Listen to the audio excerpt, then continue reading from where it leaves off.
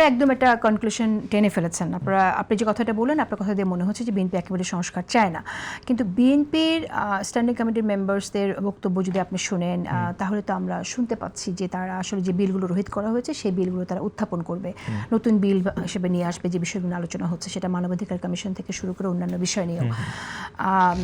তাহলে এত তারা কেন? মানে আপনারা একটু অপেক্ষা করার, রাজনীতি করার বা লড়াই করার বা আপনার রাজপথে আন্দোলন করার, তো একদম আজকেই করতে হবে ব্যাপারটা তো এরকম না। এটা খুব সহজ হিসাব। আপনি যদি এই যে সংসদীয় কমিটিটা ছিল, সংস্কার কমিটি, এই কমিটির ভিত্তিতেই তো হচ্ছে 20টা অধ্যাদেশ বাতিল করা, মানে ওঠে নাই। এখানে আপনার ধরেন মানবাধিকার কমিশনের ওখানে যে রিপোর্টটা, আপনি যদি রিপোর্টটা দেখেন তাহলে মানবাধিকার কমিশনের ব্যাপারে তাদের বক্তব্য হচ্ছে মানবাধিকার কমিশনের কোনো মিনিস্ট্রির আন্ডারে দেওয়া উচিত, মানবাধিকার কমিশন হচ্ছে ওভার পাওয়ারফুল হয়ে যাচ্ছে, এটা সমস্যা তাদের জন্য। এখন পরবর্তীতে যদি আবার নতুন একটা আইন পাস হলো, ঠিক আছে, বাট আচ্ছা, এটা তো প্রস্তাবনাটা এখনো আসেনি, নতুন বিলটা তো এখনো উত্থাপনটা আসেনি। এই বিলগুলোর উপরে তো সংসদীয় কমিটিতে আলোচনা হয়েছে, সেই আলোচনাতে এবং কারণ দেখাইছে যে এই কারণে এটা বাতিল হবে। আমার কথা কি বুঝতে পারছেন? হ্যাঁ হ্যাঁ, না কিছু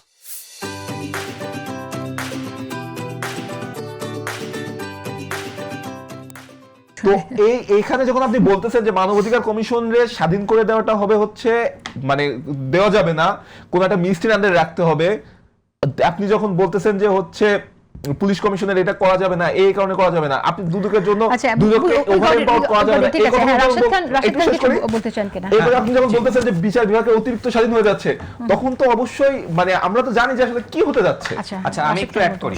সেটা হলো তিনি রাষ্ট্রপতির কথা বললেন এবং তাদের নেতৃবৃন্দ আসলে সবসময় এই কথা বলেন, কিন্তু আমার প্রশ্ন হলো গণঅভ্যুত্থানের পরে কি এমন প্রয়োজন পড়লো যে নাহিদ ইসলামরা এই রাষ্ট্রপতিকে রেখে দিল?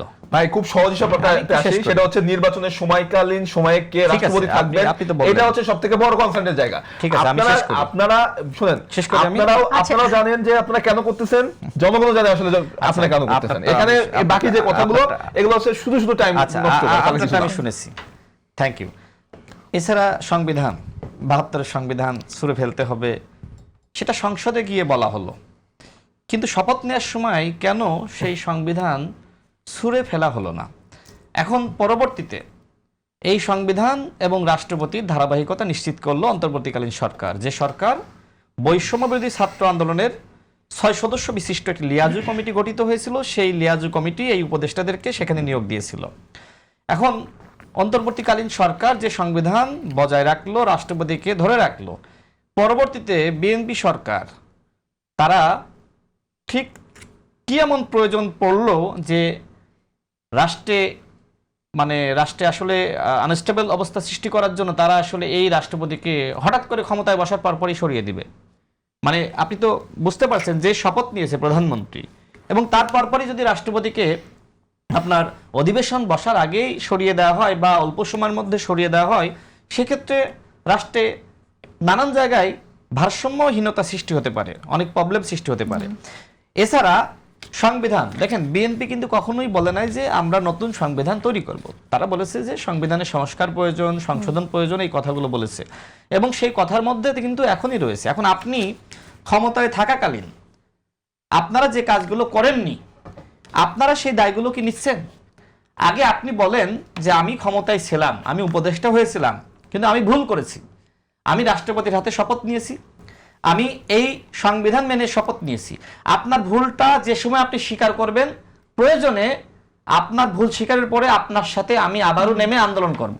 কিন্তু আপনি যখন ভুলই স্বীকার করছেন না, আপনি শুধুমাত্র বিএনপিকে আপনি দায়ী করছেন, সেটা তো আসলে মানা যায় না।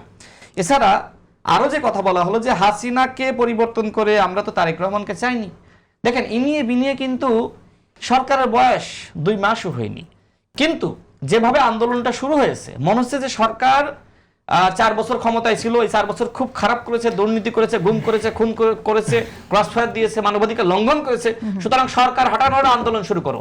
এখন তারা যে ভাষায় কথা বলছে, এখনই তারেক রহমানকে স্বৈরাচার বলছে, এখনই বিএনপি গভর্নমেন্টকে ফ্যাসিস্ট বলছে। তার মানে কি? তার মানে তারা চায় না যে এই সরকার সফলভাবে দেশ পরিচালনা করুক। 1 বছর অন্তত সময় দেন, দেখেন কি করে।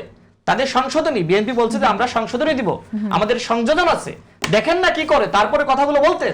আপনি তো সেটিও করতে দিবেন না।